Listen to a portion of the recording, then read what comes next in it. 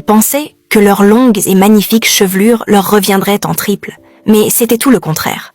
Elles restaient chauves. Le roi se leva et cria avec colère. « Où sont vos cheveux ?» Les jeunes filles furent choquées. Elles touchèrent leur tête. Il n'y avait plus rien. Pas un seul brin. Elles éclatèrent en sanglots, certaines gémissant, d'autres criant de désespoir. Elles savaient qu'elles ne pourraient plus épouser le prince. Zeynab était dévastée. Elle avait perdu sa plus belle et longue chevelure à cause de Nasha. Tout cela à cause de la jalousie.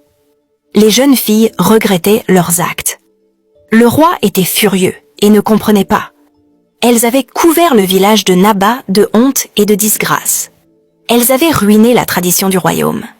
Les invités royaux, venus de loin pour admirer les fameuses chevelures des jeunes filles de Naba, les regardaient désormais avec dégoût. Ce pourquoi ils étaient revenus n'existait plus. Tous quittèrent la cérémonie, furieux. Le roi, rouge de colère, demanda à nouveau. Que s'est-il passé?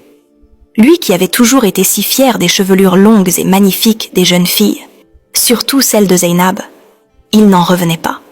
Que s'est-il passé ici? Cria-t-il. Il fit appeler Zeynab, celle qui avait autrefois les cheveux les plus longs du village, et lui demanda des explications. « Majesté, nous sommes désolés.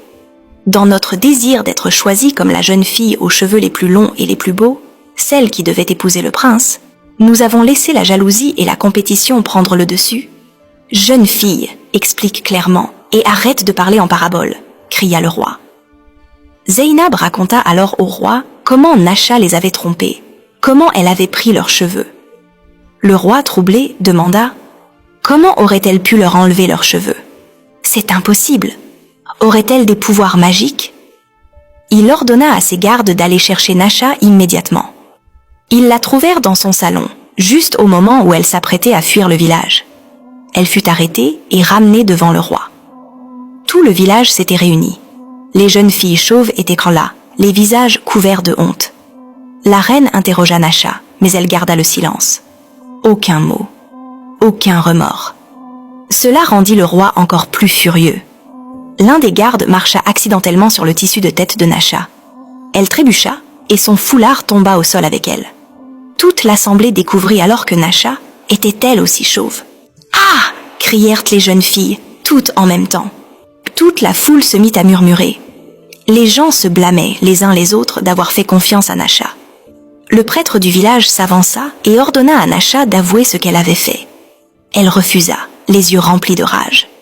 Le prêtre prit alors une poudre locale et la souffla sur son visage. À peine le nuage de poudre l'avait-elle touchée que Nasha se mit à vomir. Des cheveux, des mèches de toutes sortes, différentes textures, différentes couleurs. Les jeunes filles restèrent figées. Elle avait mangé leurs cheveux. Elle avait volé leur beauté. Nasha hurla. « Ce n'est pas ma faute! C'est vous qui m'avez rendue comme ça! C'est vous qui avez fait de moi un monstre! Je n'étais pas comme ça avant! » Et c'est là que la vérité éclata. Il y a des années, dans le village de Naba, un bébé était né, chauve. Pas un seul cheveu sur sa tête. Ce qui était étrange, car tous les enfants nés à Naba venaient au monde avec des cheveux longs et soyeux. C'était un don des ancêtres. Mais ce bébé-là, rien.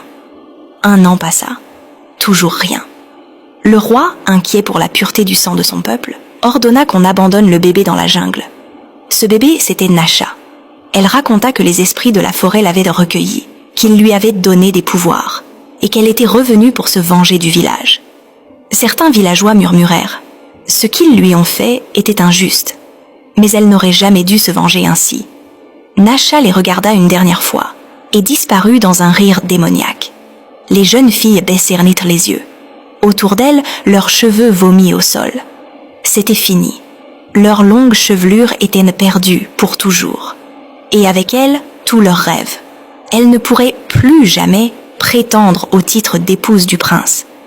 Et c'est ainsi que Hadja, la seule fille du village qui avait refusé d'aller chez Nasha, celle aux cheveux les plus courts, devint la fille avec les cheveux les plus longs, malgré leur petite taille. Elle épousa le prince, car elle était la seule à encore avoir des cheveux. Les autres, elles restèrent chauves, pour toujours.